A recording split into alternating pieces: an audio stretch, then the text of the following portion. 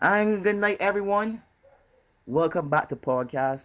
We are having part two to our last segment, which was on say hello to the bad guys. Tonight we have the fan of steel, Fabian Wood, the movie whisperer, Lisa Harris, and the major bombshell. Drop a bomb for us there, Shawn.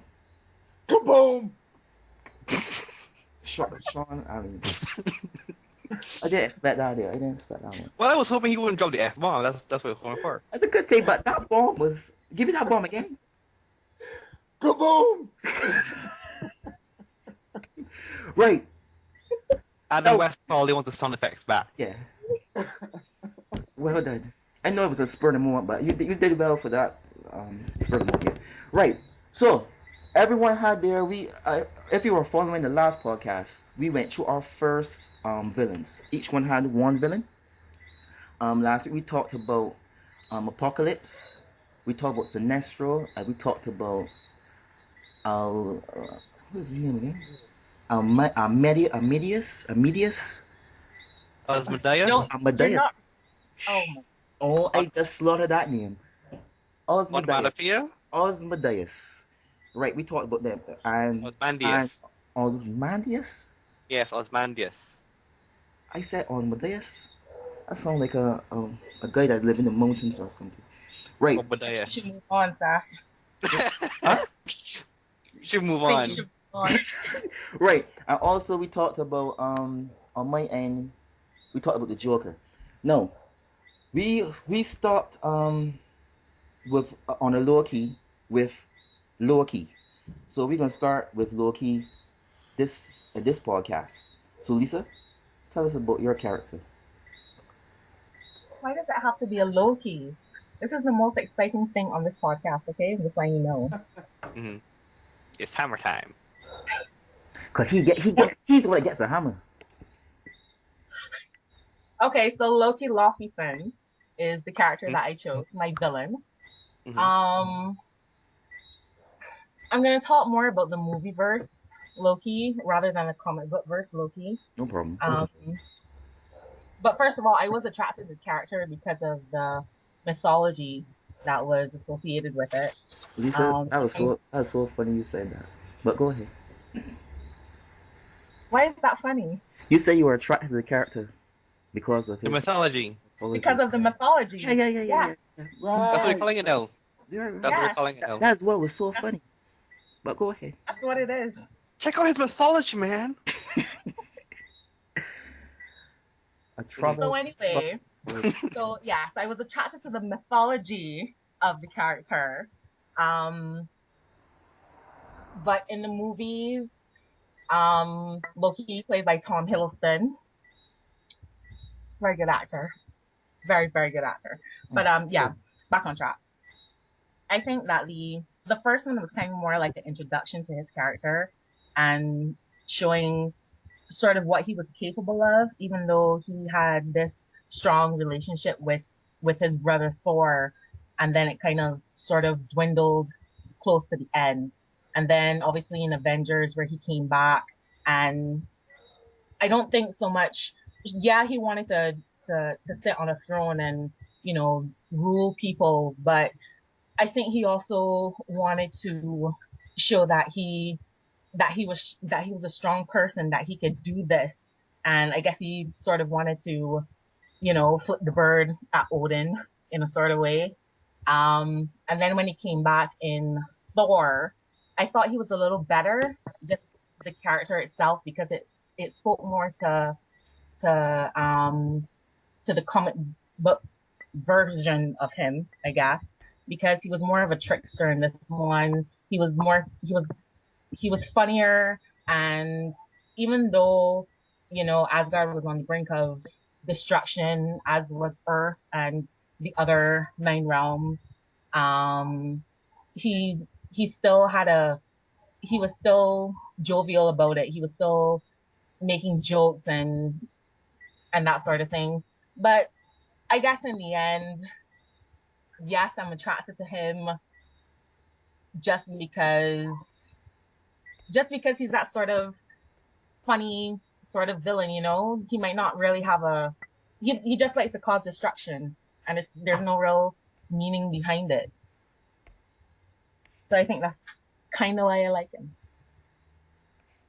But Lisa, do you feel like he's the same person in all three films? Because he was in Thor 1 and 2, and he was also in He's not. Avengers. I don't think he is the same person. To me, Yeah. in Dark World, he seems completely different than he did in the first one, or even in Avengers. Well, that's good. That speaks to like the character growth, doesn't it? It really does.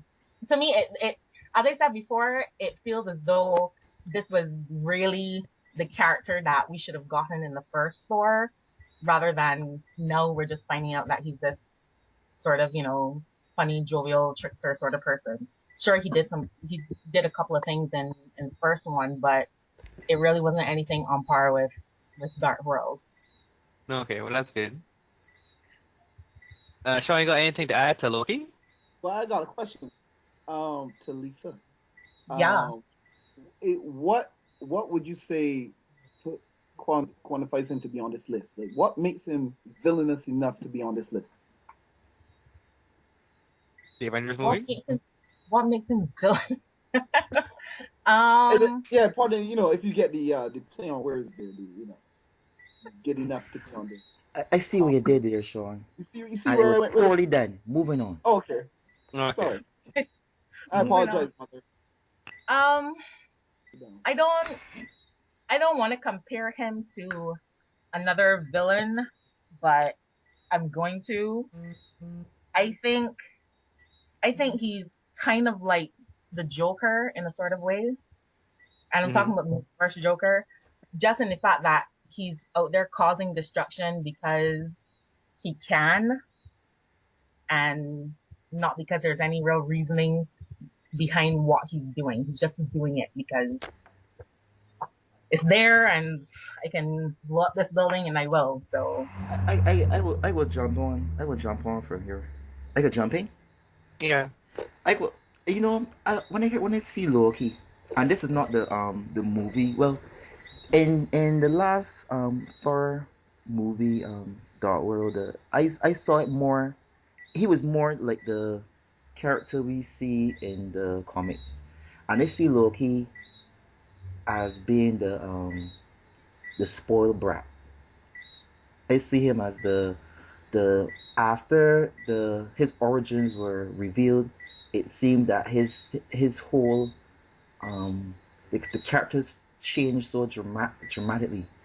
Um, he was once just this trickster, but then he was a bitter trickster after a while when he found out that Odin wasn't his biological father, and Thor and and the rest were his real siblings and family members.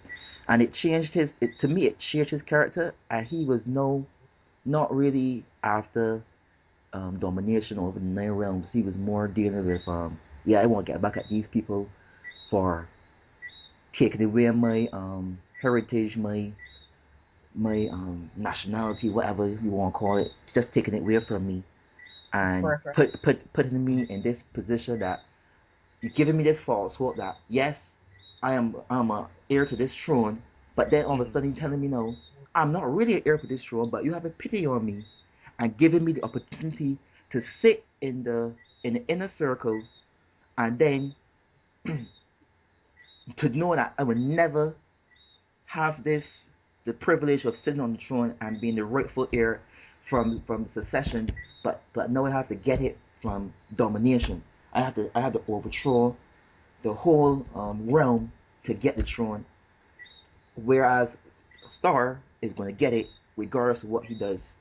And he's the guy, like in the movie, it seemed like he was the guy that was refusing it. Because this is the first time I never know that they would have jumped to that point where they would actually offer him the throne, for him to refuse the throne, for that, and Ona has a son that wants the throne, but will not give it to him.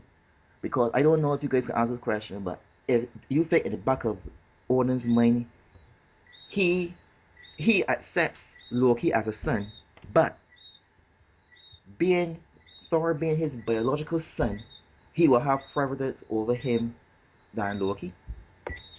Well, I just want to chime in here. What you're saying, Seth, it kind of sounds kind of like if Loki is sort of an allegory. Not saying that he is, but there are elements, at least early on, that he might be like a Moses character. Because here's this guy who is not really a part of the royalness, raised as a royal, only to find out, well, you're not really a royal. You're going to have to like be sidelined, and everyone else is going to be better off than you. And I think that's what's great about Loki. He's a kind of character, a kind of a villain that you can't help but love and sympathize with. He's the guy who never gets it right, and he's always failing because he is a villain, so he's predestined to fail all the time. But at the heart of it, he's just a kid who in my opinion, just wants the love of a parent, love of his father, and the respect he deserves. And I would love to see just a Loki movie. You know what? He overshadows Thor a lot, and I like him for that. So that's what I gotta say for about Loki. But the whole Asgard thing, there's so much innuendos. It's even worse than Masters of the Universe. There's just too many. I mean, Asgard, the giant horns in this costume is the overcompensating for something. Thor and his hammer. But Loki as a character, yeah. But you know what I realized about Loki? Now that you mentioned that he is what you call a true villain, in the term that his motivation is not from anything really, like, let's say, external. He didn't drop in a vat of acid. It wasn't nothing external. It was like around him, his whole life seems to be a lie, and that circumstances caused him to become the person he is. So it actually is like he's a product of his environment in a way. So he became villainous, not to fit in, but to show everyone that he does not belong. Here's my little take on it, if I may jump in, right?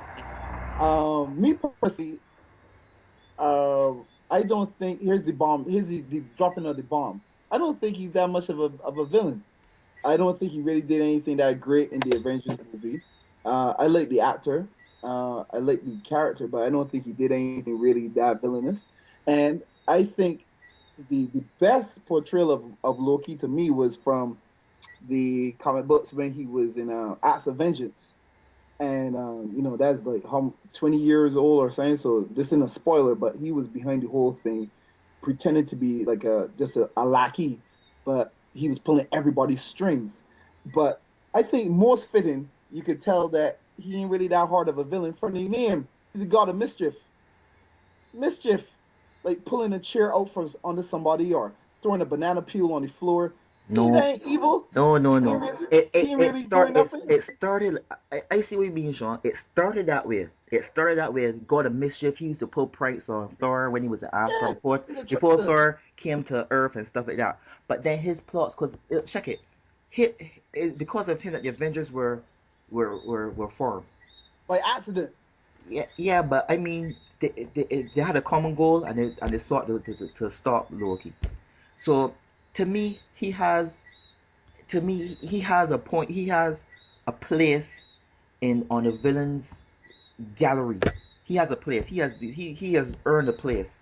Even if you go to like the higher end beings, he manipulates them also. Even his daughter, Helena, she might be a victim of him at some point in time, because he tricks her at points in time. Their relationship, you would not even believe that there are father and daughter. So he has developed past the point that he is just, as you say, a god of mischief. But the mischief now is more, instead of being contained in a small area, is more global and universal now. So he's not limited to just doing those things. He thinks now a lot bigger, and he wants to rule the 9 realms. And if you know what the 9 realms are, Earth is included in that. So it's Outworld. Sorry, Mortal Kombat reference. Yes, right. So Yeah, so yeah, I see him as a villain, a high art of villain. I could see him on the as a villain as up there with Doctor Doom. But what I'm unsure of, and this is they never made it clear, is his power level. I am not. I know he's an Asgardian. I know Asgardians have different more more stamina, strength, speed, stuff like that as a normal human. But his level of power was never developed. I don't know if he actually conjures up magic, or he has like a internal power source or anything like that. Maybe we could shed light on that one. From what I understand is that same how Thor is God of Thunder. So his unique power set, what separates him from other Asgardians, is his power over storms and so forth. So Loki, he's not even really an Asgardian. He is a frost giant. That's right. Yeah. So his powers are internal. So I don't think you could compare him to an Asgardian. So like the physiology and all of that stuff will be different from him. It's like I guess comparing like I don't know Superman to another superpowered alien. They're you can't really compare because they're two different people. And I think we get confused that Loki is an Asgardian because he was raised. But at his core, I think is simply a kid just wanting to get the respect from his parents. Hmm. These we And got. I think to answer a little more direct too, Beth, I think what he did was he studied sorcery. Hmm. Because as Fabian pointed out, the fan of steel, he's he's a frost giant. So I don't think he got in, his power set is naturally that high. I think he studied sorcery, he became good at it, and then he studied the dark arts, if I know correctly. These are anything you want to add? Um, no, just gonna agree with, all the facts that were there. In terms of Loki having being a frost giant, and I believe that he learned the sorcery from Frigga because she too also knows sorcery. I'm not sure. I'm, No, no, no. you We know, didn't No, laugh. I We just didn't. laughing at the No, we name, didn't laugh the at what you Frigga. said. Sorry, You said Frigga. you learned the sorcery from Frigga. Yeah, yeah, Yeah. fritters. Mm. not for the first. Not we. I hear. I heard a different. Go ahead. You're right. You're right. You're right. I'm just laughing at the name. Like I said, Asgardian stuff is so much innuendos in there. It isn't even funny. Yeah. But you're right. You're right, Lisa. Hits you right in the bottom. But yeah, he's not what some people will call like a traditional villain. He's Mhm. not Lex Luthor. He's not Doctor Doom. He's not Ozymandias, who was calculating and planning to do something, even though it was something really terrible. Um, so he's not like them. He's untraditional, unconventional, and that's what I like about him. But he does have a level of planning, because in all of his arcs and everything, he has a plan. He doesn't. It might seem because his character, he's always laughing and having fun, not making fun and stuff like that. People don't take him seriously, but he doesn't go into a situation without a plan. But I think Cause he's also self-defeating. I mean, he always gonna know that there's always gonna be like a way out, and he's always gonna get defeated, and he's gonna get slapped on the wrist, and then you just come out later. yeah, Is it like, kind of like a self-loathing also? Yeah, there is that Because he element kind in of his hates character. himself, Hmm. kind of jealous of everyone else, Yes. especially as a kid. Not one of us. yes. So next on our list, anybody who want to go that? Shawn, you want to go next? Sure. Uh, who I wanted to present was somebody that I felt was sorely misrepresented on the villain hierarchy. And this is a man that I think should be mentioned more. Mr. Glass from the movie Unbreakable. I know, right?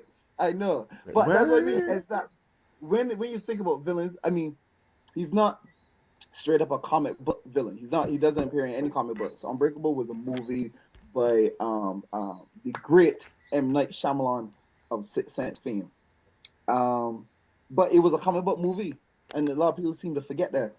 And he had all the trappings of a comic book villain, and the origin and the whole makeup, and he did some real villainous stuff, and I think that he don't get mentioned enough. So that's who I want to go with. So Mr. Glass was a guy by the name of Elijah Price, and he had this disease Who where was he played by? he was Samuel, played by Samuel Samuel. L. Jackson, and the name in the movie was Elijah Price, and he was born with this disease that would his bones were real brittle, and he was ridiculed as a kid and bullied and stuff like that, and he used to read a lot of comic books, and one day he had the idea that if he was on this far spectrum where he was real fragile, maybe there was somebody on the other end that was unbreakable. It's the movie, and he sought out to he searched to find this who this person could be, and he came upon Bruce Willis. And hopefully, once again, this is another old picture and the spoilers, but he found another guy who's played by Bruce Willis, who was in essence a Superman. Um, and he guided and helped this guy reach his full potential. And it wasn't to the end of the movie in classic M Night Shyamalan style. The twist was that the Elijah was actually the biggest villain in the movie, because how he was finding out if this how he found David by was orchestrating these disasters. So he like caused the train crash that Bruce Willis was in. He had burned he had caused all these fires that burned up all these people. Like he was responsible for like hundreds of deaths, all for just finding this person. And once again, there you have like a classic villain where in their minds they think they're right. They're trying to do something good for the good of mankind. It's just that they don't care how they do it. So that is why Mr. Glass is on my list. Plus, he was cool, the cool factor. You know what I mean? He had the name. You know, they call me Mr. Glass, and he had the glass can, and you know what I mean? He had the. I could know I part of really that thought movie I that part. always remembered is when he fell on the stairs, and that was cruel though. It was like I felt bad for him, especially when the cane hit the ground and it shattered. It was like, yeah, we don't know what happened to Mr. Glass. Mm. He was so complex. Another classic trope where you empathize with the character. You know what I mean? So once again, with some of the best villains, you can see where they're coming from. You know what I mean? Like he actually did something good for David, by helping David, the character played by Bruce Willis, by helping him discover this power and find out who he was. He saved this man's marriage. His family, the guy, Bruce Willis's character, his life was in shambles. He was working at this a low insecurity job. He marriage was a wreck. He was distant from his son, but by finding out about himself and his powers, he was able to reclaim his life. So he actually, did some good. He just did it in an extreme way.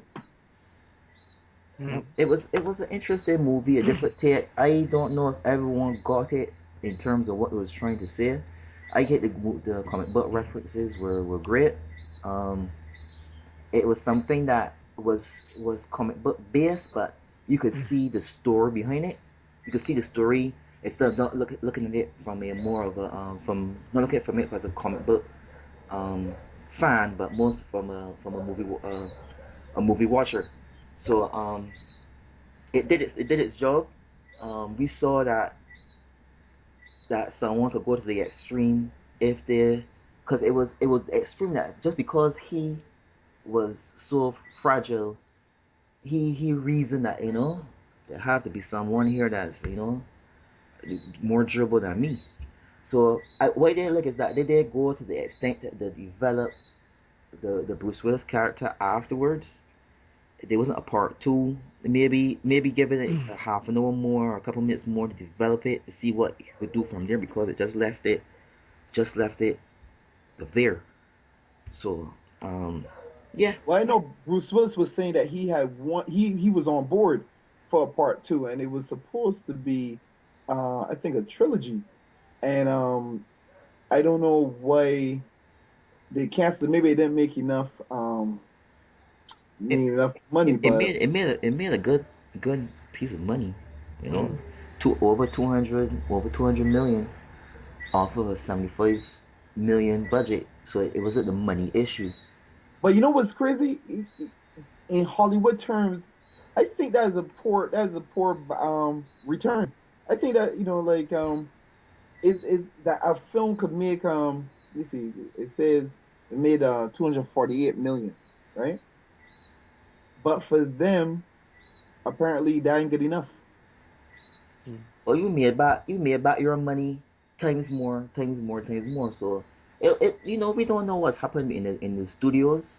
So we've just this from our point of view, we just it made money, it was successful, it was a cult favorite. Let's move on, make a part two, and give the fans more. But other people would be saying, you know what, we could put Bruce in another movie, or we could put Samuel in another movie, and they could make more money from this, and we don't have to continue this. This is nothing that we could see, the fans liking anymore. So we would never know what happened, but I believe it needed, even if it was a couple more minutes to develop, and or a part two, at least a part two. Machete had a part two, And That's a what I part mean. three. a part It's three. ridiculous. I think they said Machete was going to space next. Yeah, they actually open up with this trailer to part three. But since this is a movie that we're talking about, a movie villain, exclusively movie villain, Lisa, what are your thoughts? I know a lot of people like to go back and forth about, good superhero movies like Dark Knight and Man of Steel, but then you have somebody like M. Night coming along doing something that's not DC and it's not Marvel.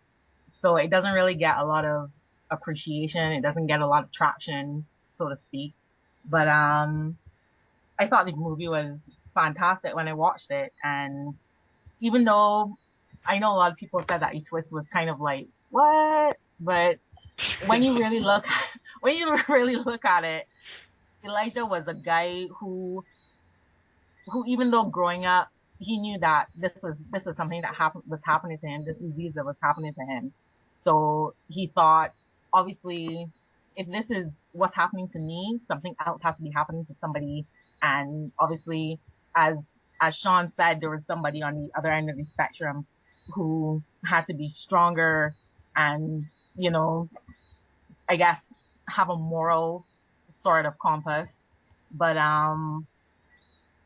but he's a self-appointed supervillain, and I I can agree why he is Shawn's Shawn's villain that he chose. He's I think it's definitely a great pick, and the character was well done. It was well portrayed by Samuel L. Jackson. Um, I always loved you, Lisa. Uh, really, I want you to know but that. no, it was to me oh, he's a really great villain. That to sum it all up, yeah.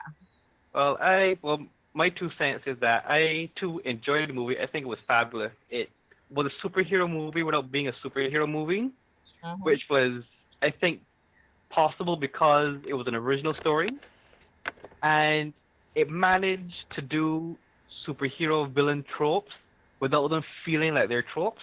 True.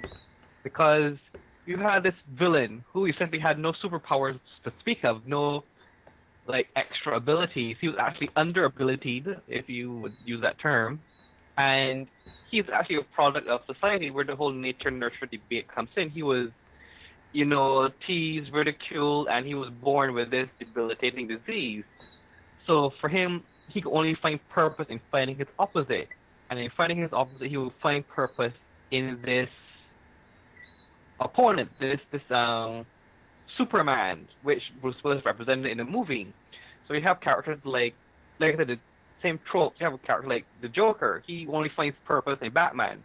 Joker was only Joker after Batman came on the scene, and he became his reason for living. Same like Lex Luthor. He really only came into the fruition when Superman started flying around.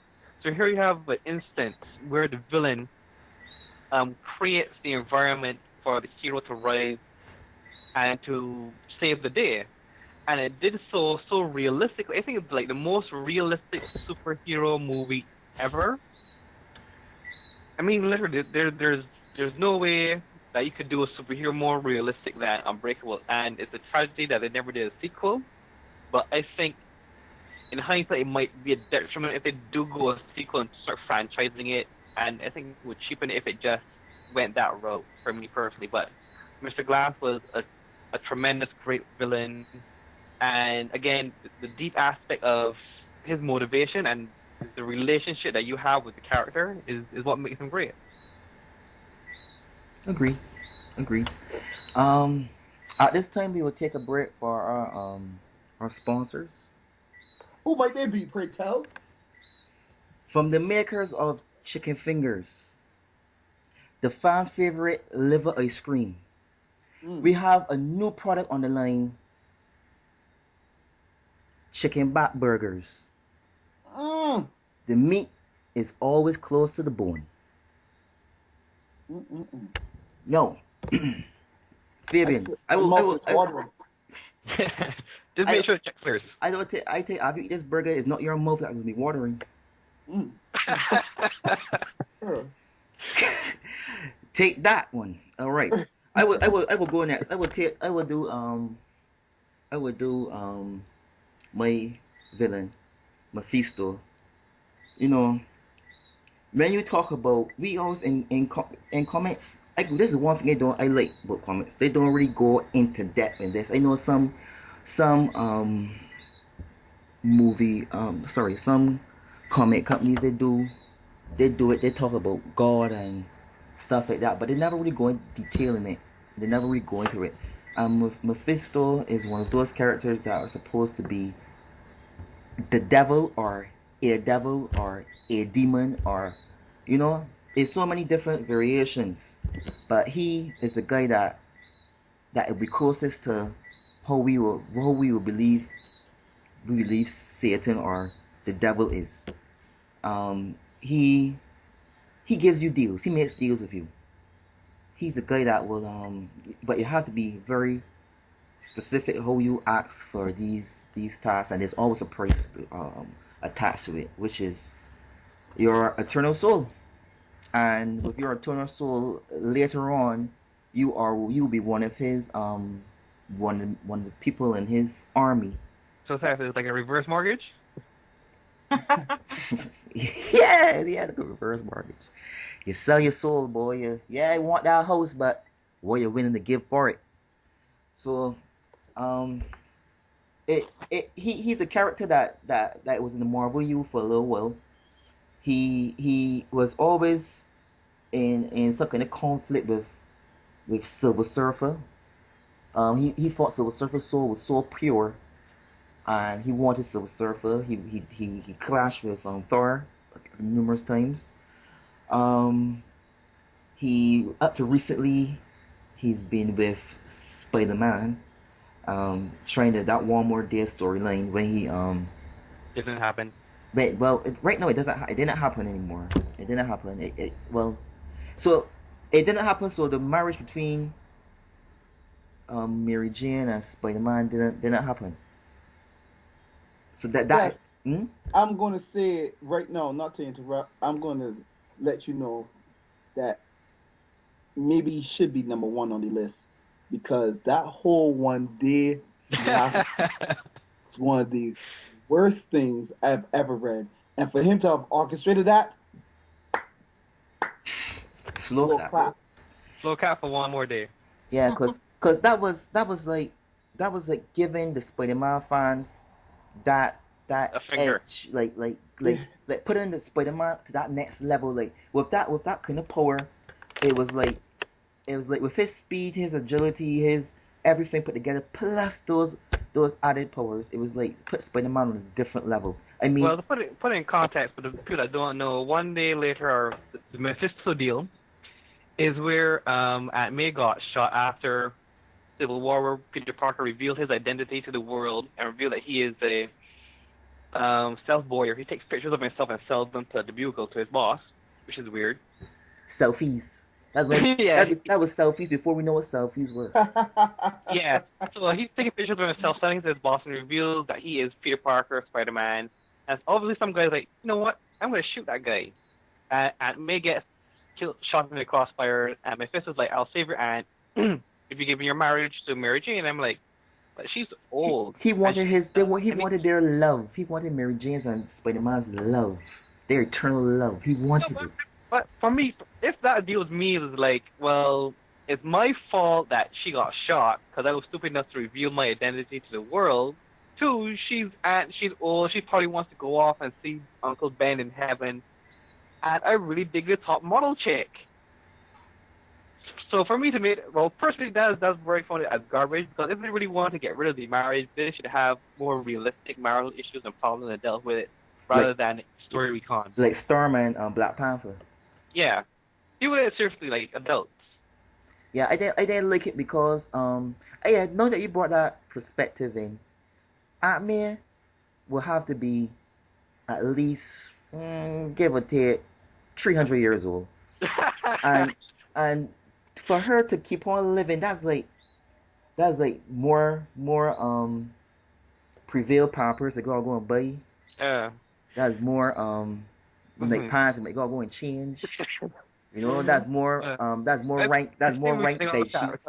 This whole one day thing spurred from Mephisto, but I think another thing that we need to bring in is that he was majorly a villain of Ghost Rider, and that he created Ghost Rider in a sense, because he was the one who made deals with the Ghost Rider, because there was more than one, and it kind of like backfired with the last two, and he's basically that kind of, he's like the Satan of the Marvel universe, like you said. And I think he is kind of like a nexus for all the other, like, you know, demonic deal makers. I don't know why Satan was never called, like, son of lawyers or something like that. They're like one of his names. I don't know. But he was on the level of Loki, but his plans were more diabolical. He went to the point that marriages. Yeah, he would do anything to anyone without a second thought. I mean, his sole purpose was for souls, you know. And is he like a drug addict or something that he needs to get souls to feed his addiction? I'm not sure. I can't remember what he actually does with them, but I know he keeps them and he uses them as his minions after.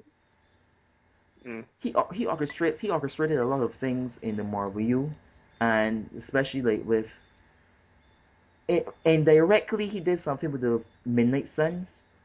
In terms of power, he is nothing to play with. Only person that I saw messed with him was Franklin Richards, and I mean he did that. He just messed up the Mephisto on so many different levels and so many different encounters. I mean, his power. This thing is that his power is so pure and so bright and stuff that Mephisto can't deal with it. So even when Franklin was a little boy, for like the last 8 years, he was a little boy. He beat Mephisto in every confrontation, because Fantastic Four was one of his major enemies. And he was Doctor Doom. Doctor Doom was he's his son too. Blackheart. Yeah, Blackheart. But yeah, Blackheart really didn't do much damage in the Marvel U. No, he had a rival to him and a challenge to him. He was an enemy of Ghost Rider. Yeah, but he also wants to take over from his dad too, and he always trying to undermine him. Like in the last, I believe it was the last Daredevil movie. Ghost Rider movie. That was the You mean the last one? You mean the last one that happened? You mean the part 2? Yeah, with the flaming P. You know, I never watched that. Oh, okay. It had Flaming P. So Yes. Ghost so Rider. tell me this. Uh-huh. Okay. What did he ingest that he had to pee? I He think it was. was a dream No, sequence. he was Am I No, right? he was normal. It was an example. He was saying that when he needs to pee, as Ghost Rider, he pees fire. But it works. So like when he poops, I don't know, it's like sulfuric acid, or I don't know. But that was a joke in the movie that when he needs to pee in Ghost Rider form, he pees fire. But yeah, I think it was like a dream sequence or something, right? Well, it cut away to a shot of him doing it, but he explains it to the kid that that's what happens when he needs to pee. He doesn't do it literally in the film. It's a cutaway where he, yes, has a flame floor, Wong. I want to keep it PG here. I think the PG. I think you have gone. I don't know. Mm. I don't know the But step. the Mephisto thing is very interesting because it goes back to like our primordial fascination with the incarnation of what evil is and what evil represents.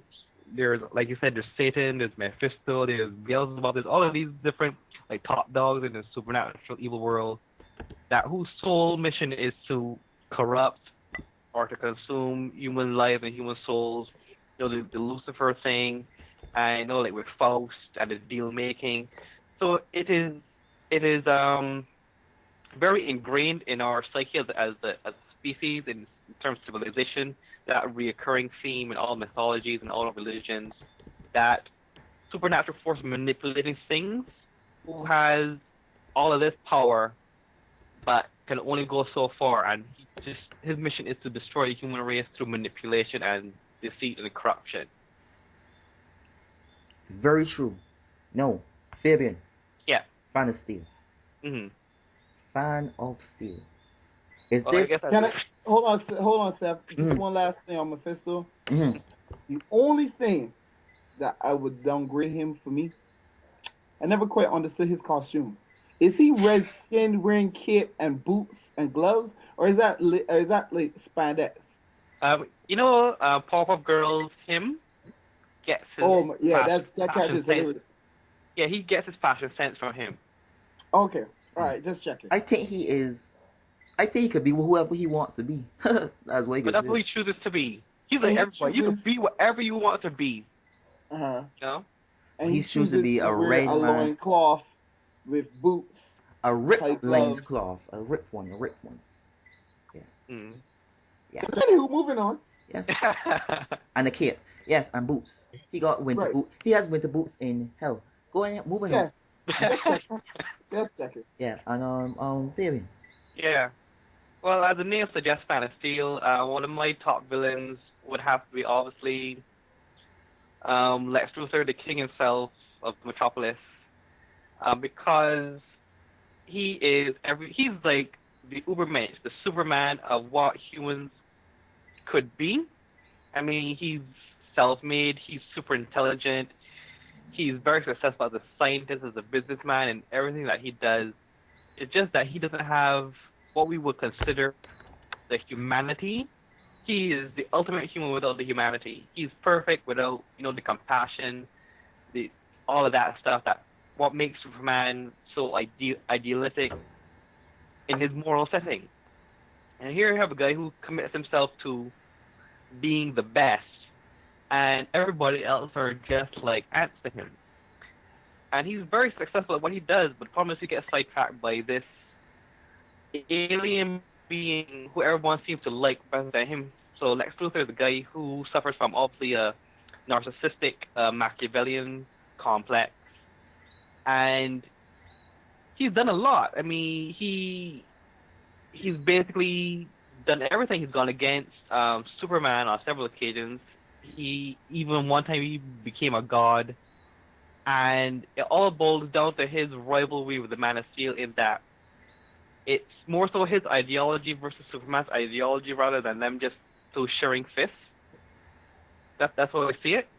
And if you go back and learn like the Superman history, the concept from the creators, Lex Luthor was the original concept of Superman. In Reign of Superman, it was about this bald-headed guy who had all this telepathic and telekinetic powers to basically took over the world. But the guys were like, let's change it around. And when they pitched the idea to DC, it was the Superman that we know today. which I found very interesting. Mm. Lex Luthor. What can I say about Lex? I can relate to him. He has a bald head. Big up to bald head people. Representing. Right. Mhm. He is. All heads out of town. But what I can say about him. You see, all of these villains have some major flaws, and it basically comes from their ego. Their ego is what really breaks them. If they would stop monologuing, not monologuing, um, if they would just stop, if they would just do what they have to do, stop trying to prove to the hero at that point in time that they are the superior person, they have actually won. Just do what you have to do. I think that the world was being ruled by the bad guys a long time ago, especially people like Lex. Lex is too limited in his thinking for a super genius. I know he was finding different ways to kill Superman, and he is so obsessed with this alien, and it's so strange that you mentioned something, Fabian, that, and I will just expand it some more. The fact is that Superman is an alien, and Lex Luthor is be the ultimate man. He's successful in everything that we humans will call successful, and that is mostly in materialism. He has wealth, and we associate wealth with being successful and being the best you can be. So if you are rich, that means you are reaching your full potential. You are making money from whatever you're doing. So in a way, Lex Luthor, people like Lex Luthor, Bruce Wayne, those people will seem as being the pinnacle of humanity. But this alien with his super powers has caused him to be an icon in the eyes of so many. And Lex's wealth and his prestige and his success means nothing. He's still looked upon as being just a normal human. And Well, and to that and that's it. to and to Superman's standards, he is just a normal human. Yeah, go ahead, Phil. Well, that's one of the things that I find tragic about the character Lex Luthor is that he can't see anybody being above and beyond him because he is perfect. He is the Superman. He is no human being could aspire or become greater than he is. And the reason I think he's obsessed with Superman is because Superman is the one thing he cannot overcome, the one thing that he cannot defeat. He's basically created his own star. He's transcended dimensions. Like I said, he's become a god. He's conquered Wall Street. He's found cures to cancer, to AIDS, to everything. So any obstacle that comes before him, he could solve in a day just by snapping his fingers. And here is this challenge, this Superman that he can't seem to overcome, to beat. So I think the problem with Lex Luthor is that everything is so easy for him that he needs something to actually challenge him, and the only thing that challenges him is Superman. So he twists it in his head that he is this evil that we need to get rid of because he's an alien. He's a part of like an invasion force or whatever. We need to learn to live without him. But really and truly, it's just that he needs something to do, and I think that's another layer of his villainy. I like Lex. Mm-hmm. I try not to make any kind of secret that I'm not a big fan of DC Universe. Okay, I said it. I'm a Marvel man, and Marvelous. why why picture you building a bridge with your fingers while you say it like Doc? They're like marvelous. Lex is but I think it's a good choice. Lex is definitely dastardly, and like any good villain, he's got that thing where you could almost see where he's coming from. You know, like you have the epitome of living, I would say, the American dream, quote unquote. Okay, because me being over here, you hear that a lot. The American dream, and if you work hard, you could achieve anything. You're gonna make money. You're gonna live in a glass castle and all that type of stuff.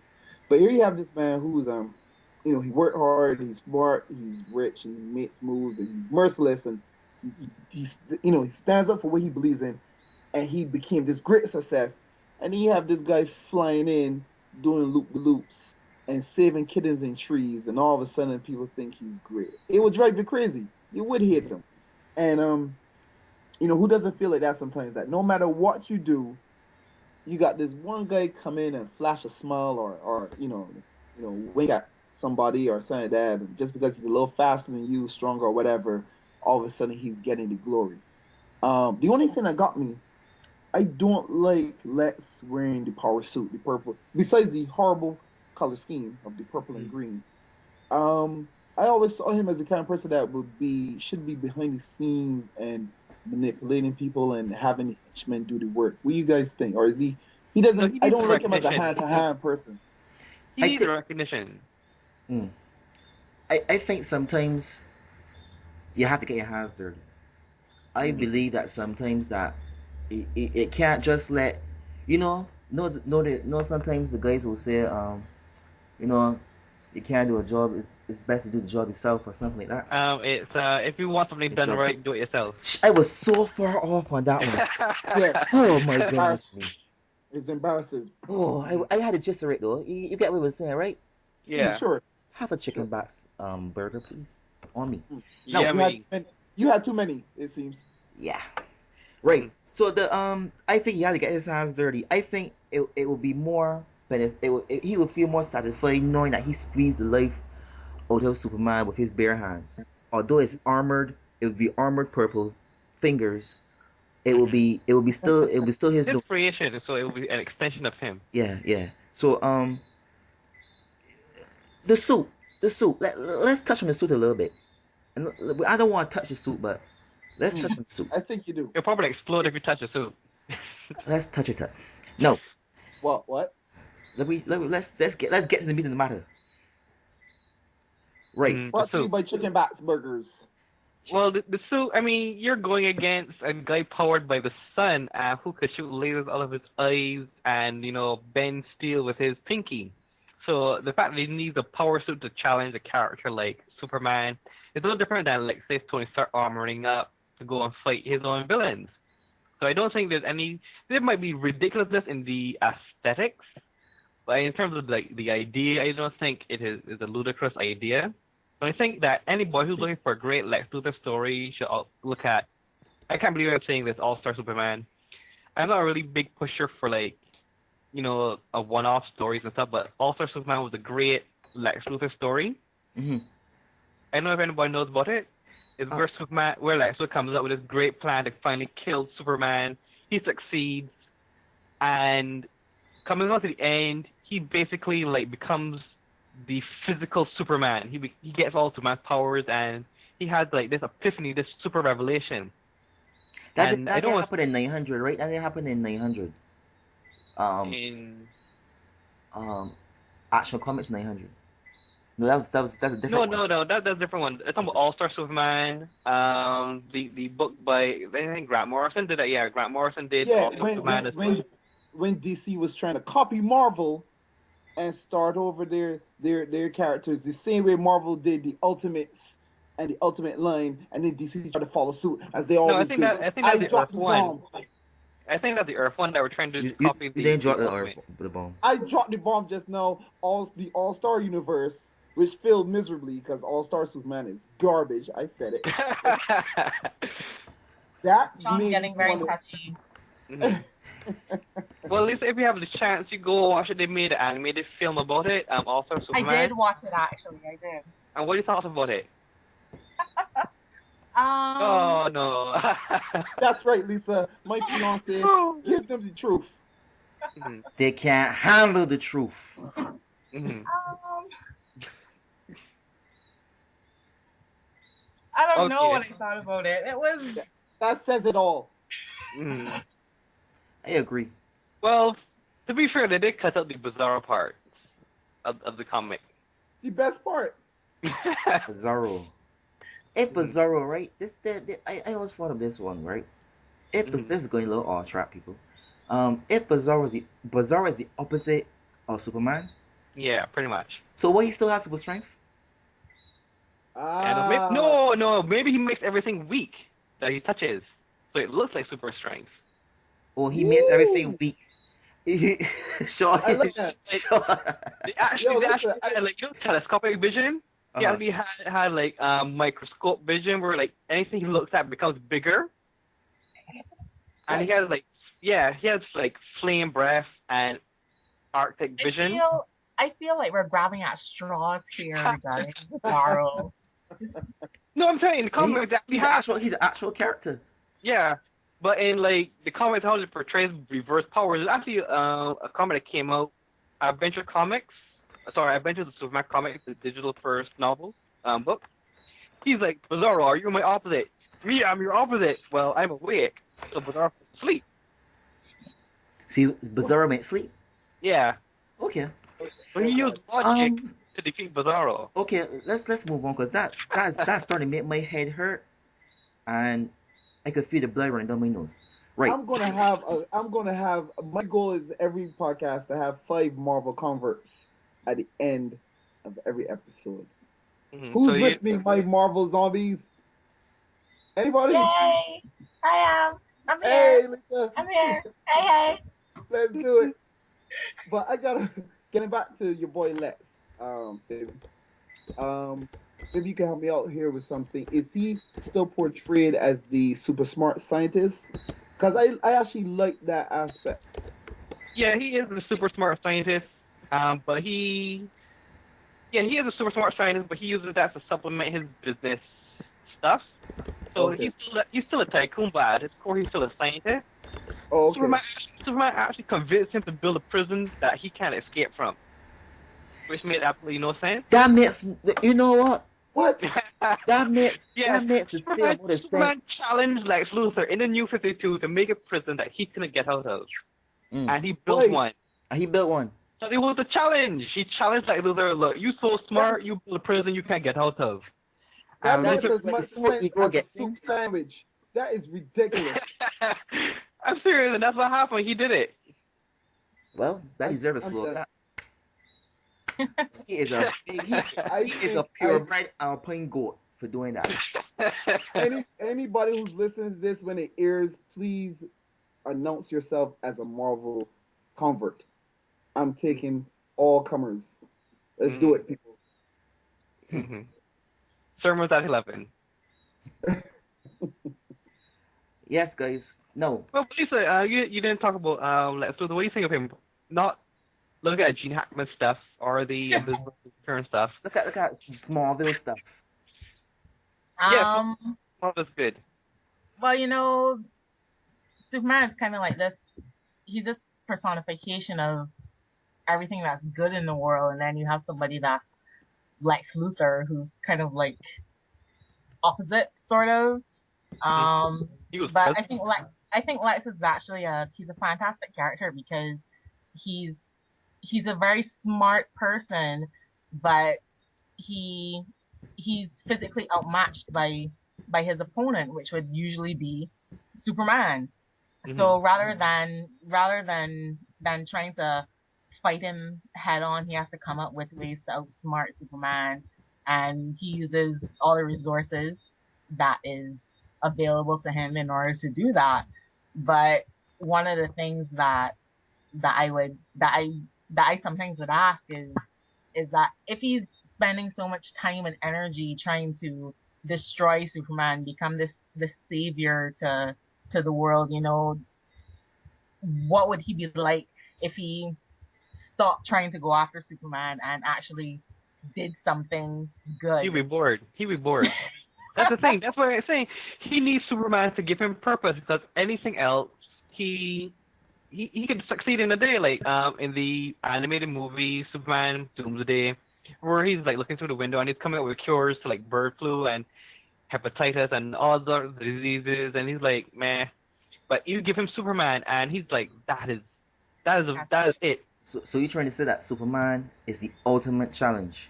Yeah, Superman is like that untamed fruit that he can't quite reach, and he's obsessed with it. So Superman could be the ultimate predator, no, the ultimate prey, and Lex Luthor be the ultimate predator. Where are you going with this, Seth? No, I was just saying because we're looking at it right from what you guys saying is that like is Lex sees Superman as his biggest challenge, and it's like without Superman is like a child with a toy. You want to, or this better a video game. You can't a video game player, but you will play every day just to try your best to get it, to finish it off, to read it over. But it's giving you trouble. But other games you run through. So you will spend hours upon hours upon hours just trying to get past this one boss to get the end of the game. But you are missing probably you're 5 levels too low or something like that. I get what you're saying, Seth. I get what you're saying. Yeah. Is that Superman completes Lex. Yeah. It's like a bromance going on. No, yeah. Notice the voice I use just now. He completes him. I will say with Lex though, I love his portrayal in the cartoons, in the Superman cartoon, the times that he made, the animated series, the times that he made the appearances in the Batman series, and definitely the last time I remember him in the Young Justice series, like I think they nailed his personality. You realize that there's ethnicities change. Would you call me? You see that he is no longer the white guy that we saw in Smallville and in the other comics. We just see we now seen him, but I don't know at point in time. I don't even know if he's black because they made it real vague. It was like definitely darker skin tone in the darker, Superman. but he could be Lex with a tan. He could have been in the Caribbean for the weekend or something. Because it was like he's like Vin Diesel, white, like Vin Diesel. Yeah, he's not white, but he's not, he's not black. Something else. So I don't know what he is, but I love the portrayal of that. And that's what again, Lex Luthor. He's a character that defeated Darkseid in the season finale. And like Superman was like all like crippled and like dying and stuff, and Lex Luthor in his business suit. I have what you want, Darkseid, and both of them just disappeared. And that was a great finale. I remember that. I think I do remember. A Darkseid, jeez. Yeah, the season finale where Superman cut loose and he was all like, I'm not holding back anymore and everything. Oh, right. Yeah, Superman come and say, I know. And Lex come up with his business suit, goes into his jacket pocket, pulls out the anti-life equation, tempts Darkseid, and both of them just disappear. I remember that. That was nice. Mm-hmm. Yeah. That's Lex. When it comes down to it, he's a hero. Even like forever evil, he's gathering together the villains to go against the crime syndicate. Oh, you should be. Because there's no one else kind of. When you see normally when it comes to DC villains, he's the ringleader. Like in most things, at the end of the day, he's the one that orchestrated everything. Mm-hmm. Yeah, even his like third Earth self, Alexander, he created Infinite Crisis. So all his verses, this was the top. Can't beat him. Okay, guys. Well, here we go. It seems like so we got a okay list. Seferino. Do we have time to give honorable mentions, or what do you want to do? I think we got time to do one short one each, and then we'll wrap up and call that a night. Honorable mention for me goes to Thanos, the Mad Titan. I mean, the man responsible for killing literally billions of people. Well, billions of